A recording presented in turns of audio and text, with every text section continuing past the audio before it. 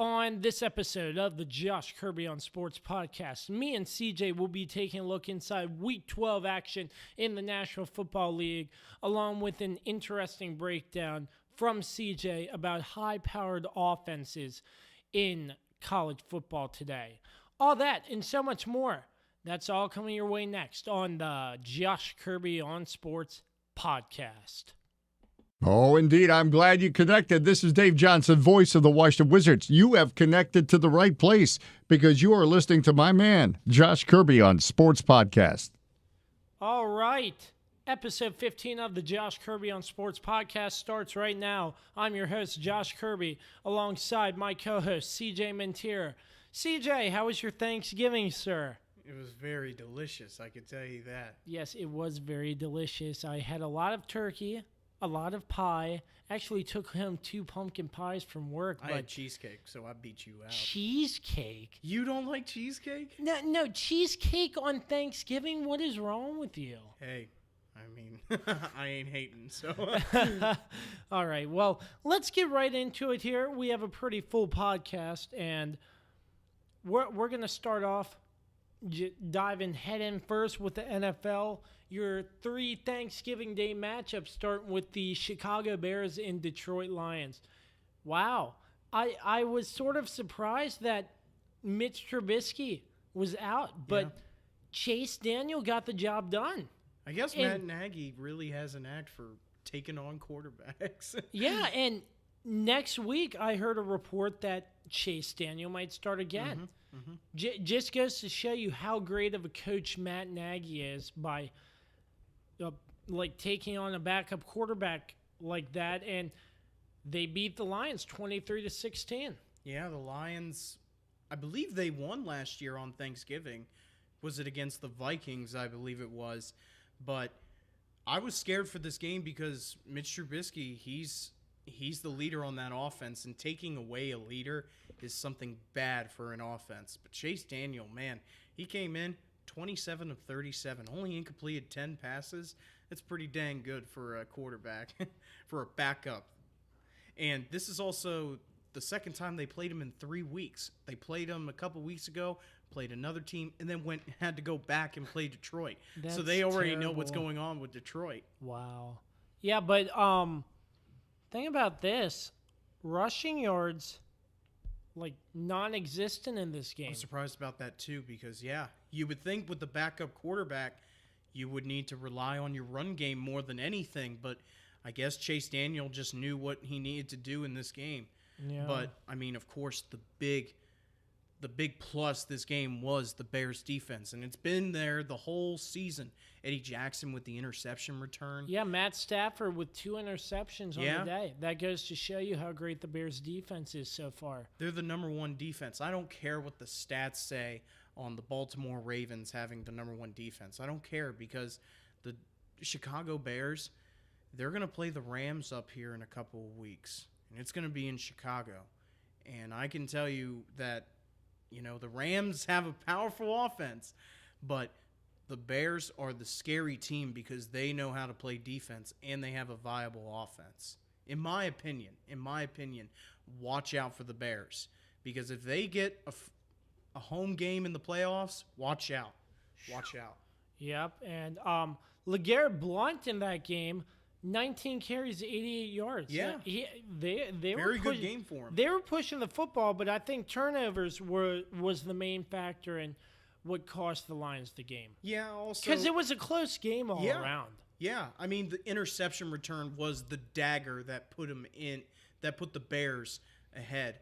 And the Bears, 8-3 now, and they get to come back home, and now they got to play this upcoming Sunday. I don't know who against, but they'll be playing. We'll check. That is against the New York Giants. Oh, wow. Is it in Chicago or is it up in New York this I think weekend? it's in New York. Okay. Yeah. But moving right along from the Bears-Giants, the first game of the Thanksgiving tripleheader to, what were you going to expect this? Could I say something, though, real quick? What? Today is the day, I know 11 years ago, that you guys lost a great player. Oh, my God. Sean Taylor is I've one been of the best seeing players it all I've over seen. the news. And I know Joe Gibbs, he said, God created men to play football, and this was one of them. And Sean Taylor was one of them. So respects to Sean Taylor. I hope you're still resting in peace because you were a sight to see. He for the NFL. was a great athlete. Absolutely. I enjoyed watching him. Probably my favorite moment was the Redskins-Cowboys game where he recovers a blocked field goal and runs it up, gets a face mask, and gets in range for Nick Novak to kick that field goal. Mm-hmm. One of my greatest moments. And another great moment in the Pro Bowl where he just slams that punter. kicker. Slams my punter. God. Yeah, we can talk all day about the great memories of Sean Taylor, but he made an impact for Washington, and he's still missed today. 21, he's the man, and he deserves that number to be retired, and he deserves one day to possibly be in the Hall of Fame if that's possible. I don't know if that'll happen, but he deserves to have that jersey retired because of the impact he had on the field. Yeah. But back to the game. For some great moments of Sean Taylor to, oh my goodness.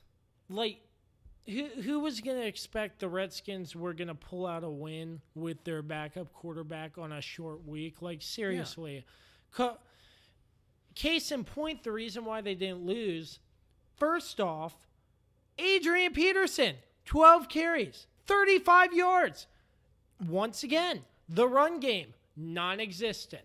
I do have to admit, though, that the Dallas defense is a lot different this year than the past couple years, just because their defensive line is a lot better. DeMarcus Lawrence he's a mess, and he's hard to handle with. But continue on, Josh. Yeah, but another thing, Colt McCoy on short rest. 3 interceptions and 2 touchdowns.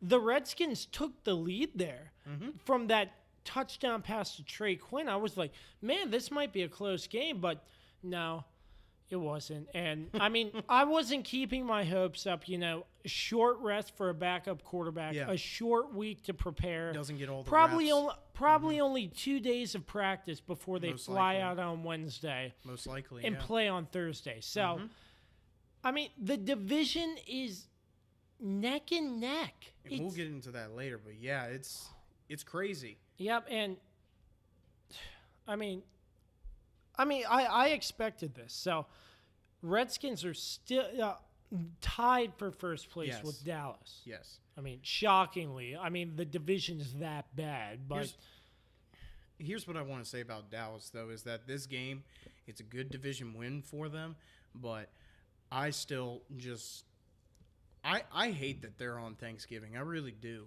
Like they're I'm going to say it, they're a disgrace on Thanksgiving most of the time. And Jason Garrett, I don't understand how he's still their head coach. I don't know why he's still their head coach. Cowboy fans will probably tell you he's a good coach, and then there's some that is like, no, he's mediocre. They need somebody in there who loves winning. They need a leader. Mike Houston of the JMU Dukes, when I was under him, he was a fiery guy, but the one thing that he cared about more than anything was making sure that we made teams pay and we won the dang game, okay?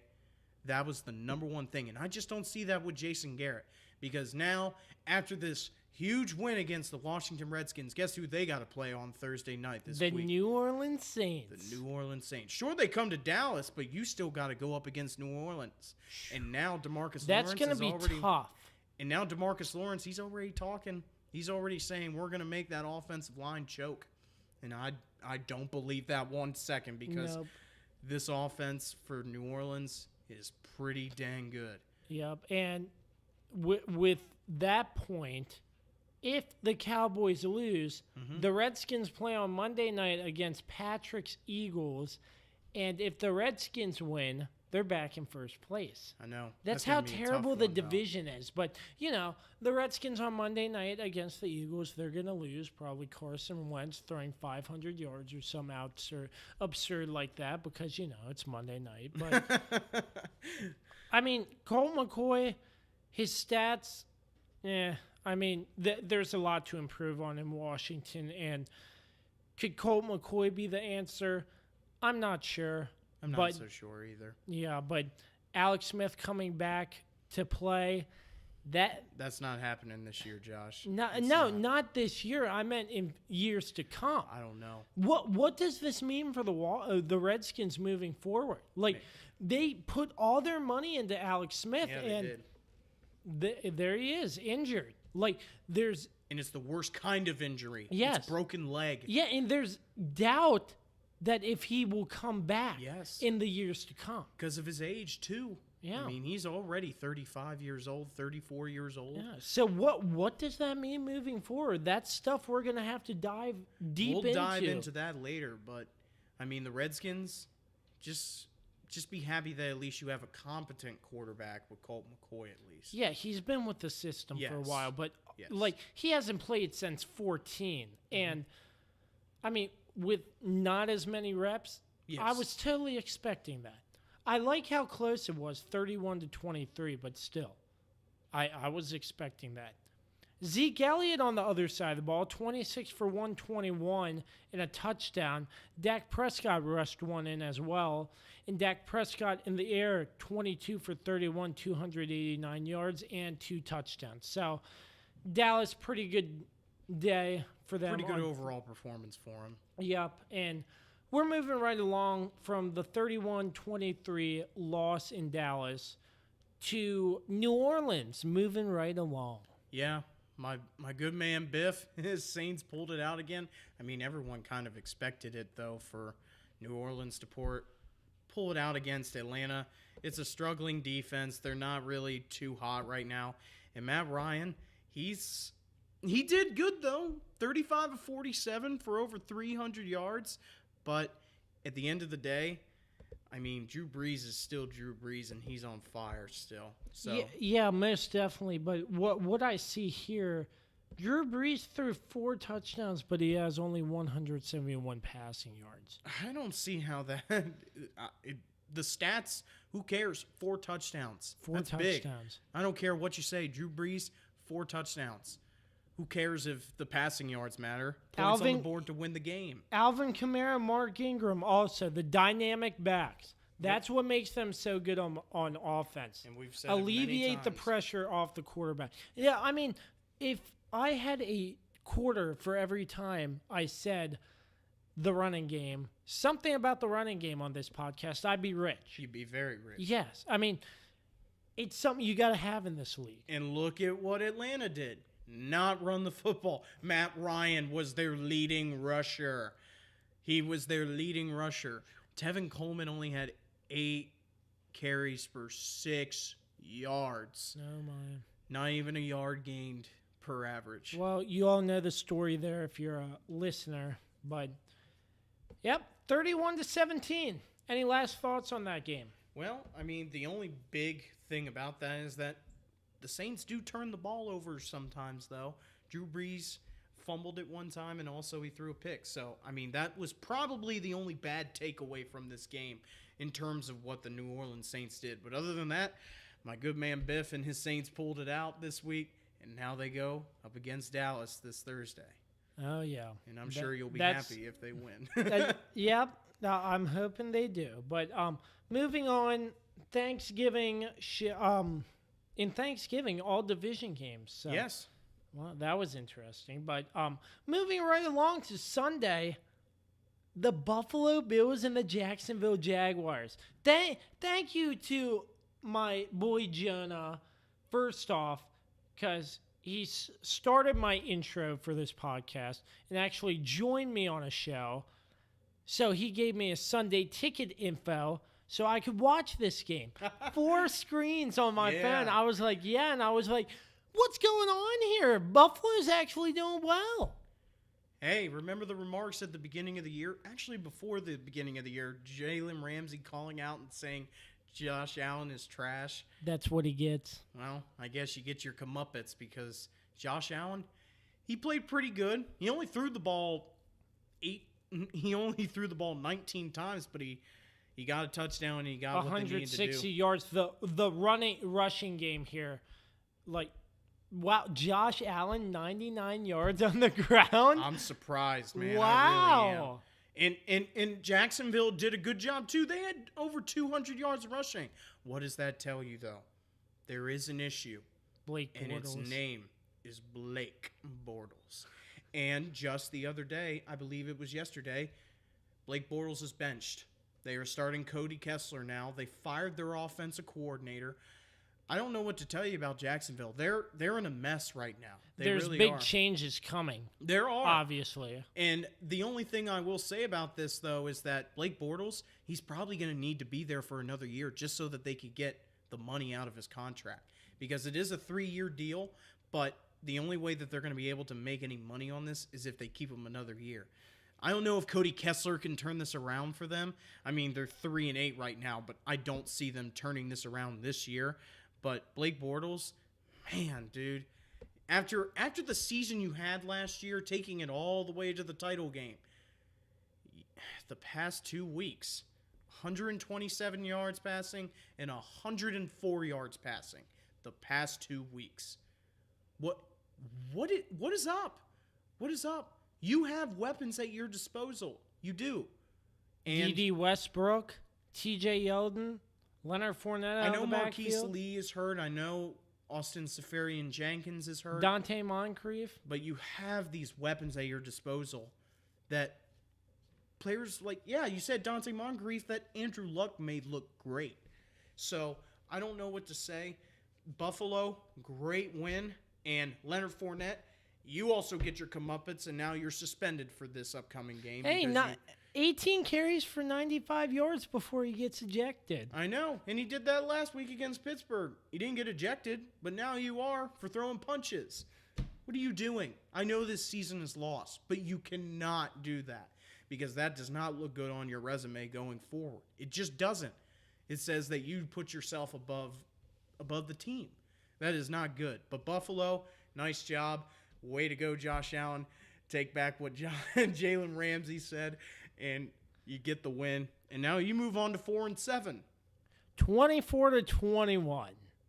Moving on here, Hugh Jackson meets up with his former team again. So Yeah. I just think it's a person problem and not, because the Bengals lost and the Browns won and Hugh Jackson wasn't on the team. Let me say this. The Bengals are 5-6 right now. The worst defense in the NFL. Let's not forget, Marvin Lewis is calling the defensive plays since he fired his defensive coordinator. Okay, why?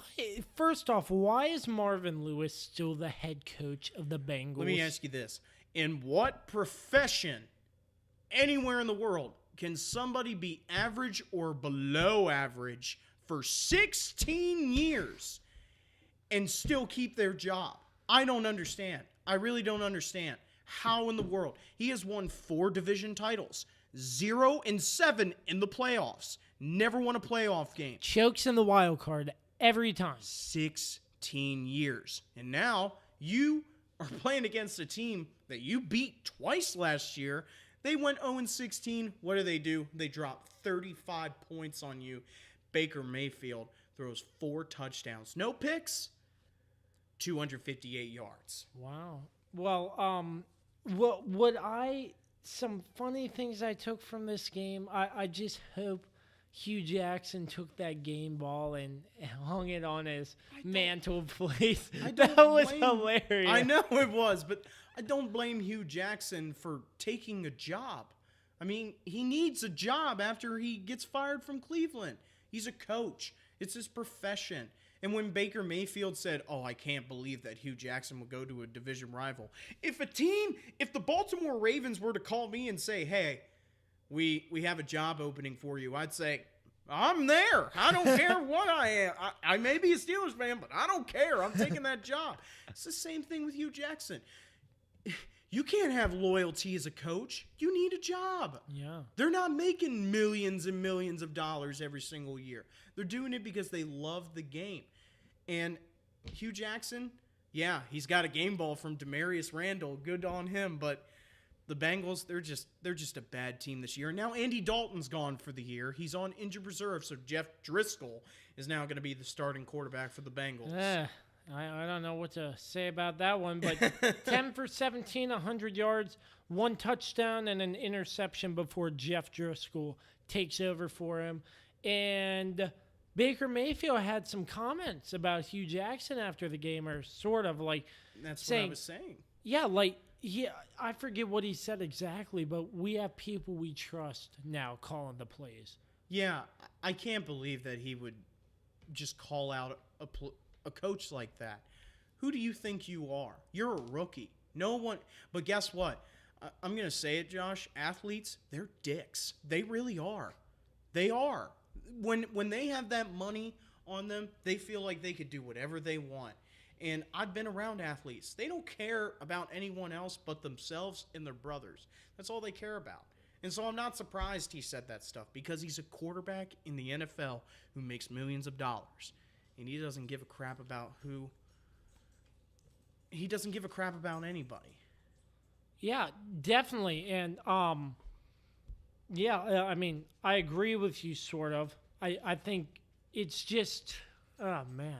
Sorry about that. But I just think, yeah, he's a rookie. And the comments I don't really like. But, I mean, yeah, the thing I get from this, watching Hard Knocks at the beginning of the season to where the Browns have come from now, wow. I'm not sure if you watched Hard Knocks. Yes, but of course I did. wow. From where it's came from now, wow. But anyways, any last thoughts on this game? No, the Cleveland Browns, 4-6-1 now. Hey, no one thought that they would probably get this far in wins. Yeah. And Baker Mayfield, I may dislike his comments, but he's a heck of a quarterback, man. He's a heck of a leader. He's a heck of a player. So Yeah, so Greg Williams, interim head coach for the Browns. Do you think he has a future as the head coach? I don't think so. I think he wants to stay as a defensive coordinator, in my opinion, because he's turned this defense around as well. But who knows? I don't know that much, so he may pull a fast one on us and say, yeah, I want to be the head coach of this team because I've proven it this past season. Former Redskins coach, by the way. Yes, he coached Sean Taylor too. Oh, yeah. So moving on here, the Browns 35, the Bengals 20, to two very close neck-and-neck games that I've been watching closely on Sunday. The Giants and the Eagles, and the Panthers and the Seahawks. Starting with the Giants and the Eagles. Oh, boy. I saw the score because the game was blacked out in the area, but I saw the score kept rising. I was like, what's up with the Giants? And I checked the stats. Saquon Barkley's looking pretty darn good. 13 carries, 101 yards. The thing about it is the Giants lost the lead. Eli Manning, I think he's out of it. Like, 26 for 37, 297 yards, one touchdown. But when it matters most, he throws an interception. The Eagles produce a game-winning drive, kicks a field goal, and wins the game. Well, the interception actually came right before the first half ended. So they were trying to drive and get some more points, but he threw an errant throw because I'm going to take it a step further on Saquon Barkley. He's their best player. I don't care Odell Beckham is on their team. He is their best all-around player. When I saw Saquon Barkley play in that first half, you know how many touches he got in the second half? 4. 4 touches. What was that? I don't get it. You win dominate the first half. Yes. And then in the second half, you just go abandon the run game. What is that? And you also abandoned throwing. Well, no, I won't say that. The Eagles did play a lot of check down defense after the first half because they noticed that they were trying to throw it to him. But the interception that Eli Manning threw, if you go back and watch the film, he had Saquon Barkley open in the middle of the field at the 25-yard line, 5 yards away from him are defenders. But he tries to force it into none other than Odell Beckham. He tries to force it, and Malcolm Jenkins reads it, comes right across the center, and picks it off. It was an errant throw, and that's why the Giants are just not a good team. I don't like Eli Manning right now. He's like Ben sometimes, and he tries to force these throws, and that's not good. Just because you have an all-pro wide receiver, don't force the throws. Because guess what? The Eagles, they didn't have anybody on defense. I was watching their players. I could not name one cornerback. Ronald Darby is gone. Jalen Mills is hurt. Rodney McLeod is hurt and gone. And like these guys are just, they're practice squad players. How do you not beat this defense? How do you not beat this defense? Yeah, but the Giants just blew it in the end. They just couldn't get anything going, and that's their fault, coaching and everything, because Saquon Barkley only got the ball 4 times in the second half. Yes. Why? I was hoping they'd win, but it didn't happen. Yes. I don't understand because guess how many yards the Eagles held the Giants to in the second half? In terms of total yardage, let me find this real quick. Oh, my. I believe it was like somewhere at negative yardage that they held the Giants to in the second half. I can't believe that. This is against a defense. Don't have Hicks. Don't have Darby. Don't have McLeod. Don't have Mills. They don't have anybody on the defense. How do you lose this game? But the Eagles, Zach Ertz is amazing. He is their best player on offense. It's crazy. That offense is still kicking it. Adams came in as the running back. He was a practice squad player at the start of the year. He's their best running back right now with the Jaye gone. 22 carries, 84 yards, and a touchdown on the day. Yeah. The Eagles, great win. They needed this win after the thumping that they got from New Orleans. They needed it because now they got to go play your Redskins on Monday night. Have a little faith. Is it in Philly? Yes. It is in Philly? Oh, man, the Philly crowd's going to be roaring. I guarantee you it's going to be roaring. Yep, and this game goes to show you how bad the NFC East really is. It really does. A division game, obviously, but wow. Who lets the Giants creep up this close? But this was an easy win for the Giants, and they let it go. Yep. Because of bad play calling. Most definitely. You hit the nail on the head right there. So, moving right along from the Giants and the Eagles to the Carolina Panthers and the Seattle Seahawks. And boy, I was watching this game too, back and forth. I mean, I was following it on my phone, and wow, end up Seahawks take the win away from the Carolina Panthers, 30-27. Your thoughts on this game? Let me ask you something. Who's the best player on the offense for the Carolina Panthers other than Cam Newton? Christian McCaffrey. Let me just show you the stat line here. Christian McCaffrey, 17 carries, 125 yards, 11 catches, 112 yards. Does he have to do it all for the Panthers? I mean, come on. You've lost 3 in a row now. You were 6-3 right before you played Pittsburgh. You're 6-5. No, you're 6-5 now. You were 6-2, before you played Pittsburgh. But does Christian McCaffrey have to do everything? Apparently so, because man, how do you let somebody get 237 yards of scrimmage as a running back? 11 catches? You would think that Pete Carroll would just be like, just guard 25, please. Why does this have to happen? Like, I don't get it, man. I really don't. That's what I have to say about the Panthers right now. They're a struggling team. But McCaffrey was their only weapon? Yeah, it's good that they established the run game. And Yes. he got the ball in the air, but one person getting it all done, you got to spread it out a little. Or the defense is going to figure out your game plan. Yeah, but the Panthers' defense is also a little different this year. Luke Kuechly, he's still my favorite player on the defensive side of the ball. 12 tackles this past Sunday against the Seahawks. But the Seahawks, they deserve it. The number 1 rushing offense in the league. They'll show you how to run the ball.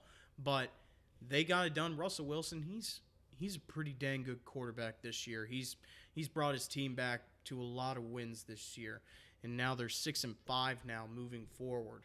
Yep. So 30-27, a game-winning field goal from the legend Sebastian Janikowski. Oh yeah, old man. Yep. Ooh, man, which one should we do? Let's bring them on. All right. You started it.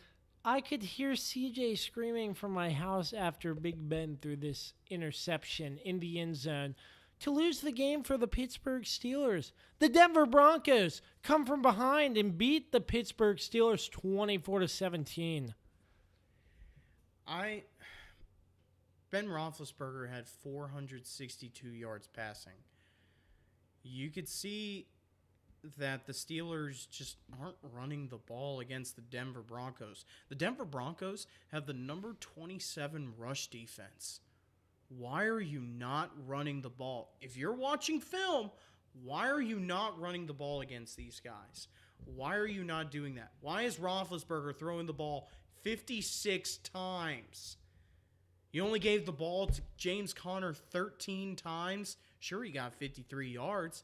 That's kind of establishing the run game, but this is against the number 27 rush defense? My goodness, man. And on top of that, as I said to you multiple times, there were missed opportunities in this game. I'm going to blame the defense a little bit. You got to create some turnovers, man.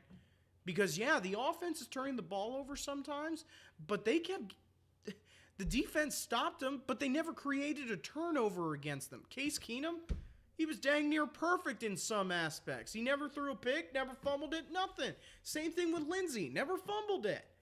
The defense has got to create some turnovers, but the offense has got to stop it with the mistakes. They had a blocked field goal in the first quarter, had a fumble that rolled out of the end zone for a touchback that should have been a touchdown on the 1 yard line. That's 10 points right there that you miss. And then you also had the fumble by James Conner leading you down the field while you were winning the game. You were literally winning the game and you fumbled the ball. And for everybody out there who's saying, oh, now we need Le'Veon Bell back, screw you. Screw you. This man beat everything. This man beat cancer. You think he gives a dang about what you feel? This man beat cancer. How could you say that? Oh, he's not worth it. He's not worth it. We need Le'Veon back. Screw you. Screw you Steeler fans out there who don't believe it. We've all fumbled in our days once or twice in our life. We all have. Yeah, whoever said that, yeah, I agree totally with him. Le'Veon Bell can just sit at home and sniff his money that he hasn't made this year, or I don't know, something like that, whatever he does. But, wow. Well, what a game. I watched it. What a game, absolutely. Yeah, but it was a heartbreaker, though, because they needed this win. But 41 for 56? Wow. Throwing the ball 56 times, but that also shows you how many opportunities the offense had the ball. They had a 97-yard touchdown pass. Juju Smith-Schuster had a 97-yard touchdown run and catch. That just shows you how many opportunities the defense gave the offense. But the big thing, the defense never created a turnover, and they never gave them the ball. The offense always had terrible field position. As I said, 97-yard touchdown run. So, what does this say about the Steelers? Guess what? You're going to play the Patriots later in the year, and I'll be at that game. You're also going to play club seats, ain't it? You're also going to play the New Orleans Saints. You're also going to play LA Chargers coming up here this weekend. These are teams that if you make mistakes, you're done. You are absolutely done, and you will not make the playoffs as a top 2 seed. You just won't. So the Steelers, disappointed. I really am, because this was a game that they had won easily. Easily had won. Yeah. And how about Alejandro Villanueva? You were just up in your seat after that. I was over there for a little bit, and oh my, you were going berserk. All because Alejandro Villanueva scored. That was pretty good, wasn't it? Yeah, it was. Oh, yeah. 24-17, the Broncos over the Steelers. And Andrew Luck, 27-24, the Colts over the Dolphins. Yeah, Andrew Luck, 30 for 37, 343 yards, 3 touchdowns, and 2 interceptions. And on the ground, 85 yards for Mac. Hines, another 28 yards on the ground. The Colts are looking good. Since week 4, Andrew Luck has thrown 33 touchdown passes. Since week 4. Andrew Luck, hey, back in 2014, he could have had an MVP year. He really could. But then, of course, the past 2 seasons, riddled with injuries. Just a terrible sight to see because Andrew Luck, he's a great quarterback.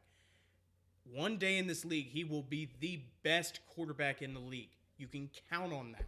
You can count on that. 33 touchdowns since week 4? Are you kidding me? He's on a tear, and he's back finally. He's good for the NFL. He really is. He was the number 1 overall pick back in 2012, ahead of RG3. And Andrew Luck, he's an athlete. He's got a cannon of an arm, and he's also got the running ability to be able to be out there. And also, Frank Reich, their offensive coordinator, is perfect for Andrew Luck. He really is. Because he came from Philly. He was Philly's offensive coordinator last year. I'm sorry, did you mean the head coach? I'm sorry, yeah. But he is the perfect person for Andrew Luck. He is. Because he's more of an offensive coach coming from Philly. And what is the one thing that you like to see about franchises? They focus on the one player.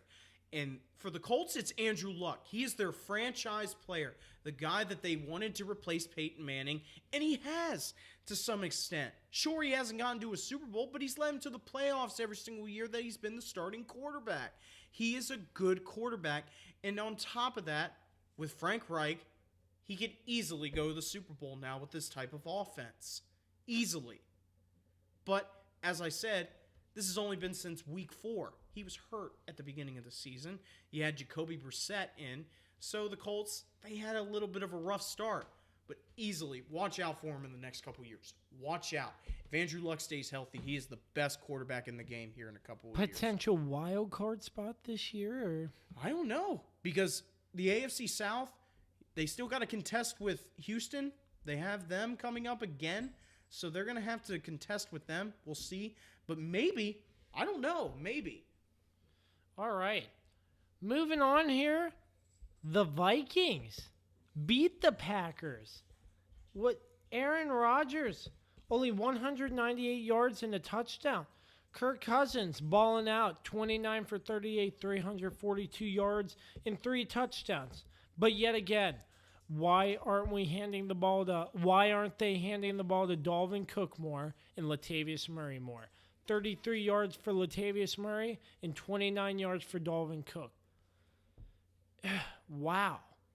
That's crazy. But the Vikings managed to get it done. Yeah. Mike McCarthy is really starting to make me mad with the play calling for Aaron Rodgers. Aaron Rodgers is one of the best we've ever seen. And Aaron Rodgers is just having terrible play calls coming his way. And even though the Vikings are a good team, I still think that the Packers could have easily won this game. There's not much to say about this game because the Packers had this game won, but the Vikings just seem to pull it out. Division rival, it's going to be a close game. Of course it is. But the Vikings pull it out. So, yeah, the Vikings 6-4-1 now, and they're still looking pretty good for that wild card spot. So, yeah. I don't know. It's gonna have to come down to how they play, how Kirk Cousins will perform, and the rest of their schedule. But is Mike McCarthy on the hot seat? I don't know. I couldn't tell you because Green Bay is they're a type of organization that doesn't like to get rid of people. Michael McCarthy has been their head coach for a very long time. 10 years now he's been their head coach. And he's been able to have some mediocre seasons and still stay there. I couldn't tell you, though. He's been their head coach for 10 years, and I couldn't tell you. All right. So 24-17 final there. The rest of your Week 12 scores for you. San Francisco over Tampa. No. Tampa Bay over San Francisco 27-9. Baltimore Ravens with Lamar Jackson 34-17 over the 2-9 Oakland Raiders. Los Angeles Chargers 45, the Arizona Cardinals 10, the New England Patriots 27, and the New York Jets 13. And that Monday night game, the Houston Texans 34 and the Tennessee Titans 17. That's your Week 12 breakdown from the NFL. CJ, we have a lot to talk about in the world of college football, starting off with a Virginia Tech Hokies pretty big win against UVA going into overtime, and Virginia Tech scores and then forces a fumble. They recover, and Lane Stadium's hopping. And next week, $25 gets you into a game to see Marshall. Yeah, and they have to win it to go to a bowl game. It was very heartbreaking for that Virginia quarterback. I was wanting Virginia to win just because I'm a Duke fan. But Virginia Tech, I don't know how they pulled it out. I really don't. Because with the I really don't either, to be honest with you. I really don't know how, because their backup quarterback was not that good in this game. But Virginia, they made the mistake of fumbling it at a costly time. Very costly time. It was a missed handoff. It was a read option play and a missed handoff. Complete fumble, and that's a lack of concentration. And the Cavaliers blew it here. And I know you have a lot to talk about. Ed Orgeron gets Gatorade bathed, but 7 overtimes later, LSU falls to Texas A&M. Texas A&M 74-72, the highest scoring game this season or overtime, something like that. It's the highest scoring game in college football history. Yes, that one. You just really wanted me to get into that field, didn't you? 7 overtimes. Who stayed up to watch that one, folks? 43. Okay, let's look at these numbers. 84 points were scored in 7 overtimes. That's more than the entire score of the other quarters combined. You have got to be kidding me. That this is how it ended, 74-72. Their quarterback, Kellen Mond, threw 6 touchdowns. No interceptions. There's no defense there. What is up with these defenses, man? It was the same thing with Oklahoma, West Virginia. Oklahoma won 59-56. West Virginia, you have a better defense than Oklahoma. You have a better You know how many yards Oklahoma's defense gives up per game? 427. They average give up 427 yards a game. You have got to be kidding me. My ring upstairs in my room is a token of showing what the Dukes were able to do last year. We were the best defense in the country. The number one defense in everything that we did. Scoring defense, turnovers, total yardage. Why is it so hard for these coaches to adapt to these adapting offenses? Defense, you can ask my brother. Defense is a lot simpler than offensive schemes. It is. But all these young coaches don't put the time and effort into their work. When I was with JMU, you know what our defense consisted of? Old school guys, old timers. The defensive coordinator was always the last one out of the office because I would see him up in his office watching film at 10 o'clock at night, every single night, trying to perfect his defense to make sure that he was the best. What do we have now? We have all these young guys who just don't care. Clearly, 72 points, and you lost. You gave up 72 points. You scored 72 points, and you lost. West Virginia, you scored 56 points, and you lost. Oh, my God, dude. Why?